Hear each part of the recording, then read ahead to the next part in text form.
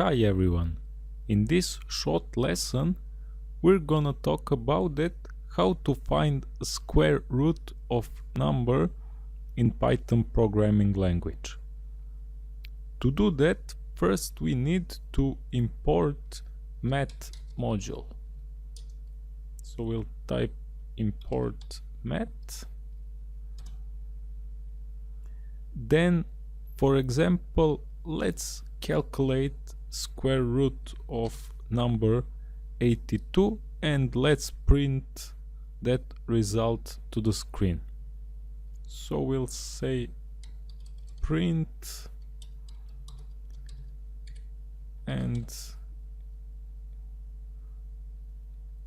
inside double quotes we'll put text square root of 82 is here we can't put calculation inside of string, and instead of calculation we'll put placeholder for float point number by typing % and f. Now we'll close quote, and after this quote we'll type % to add our square root to string.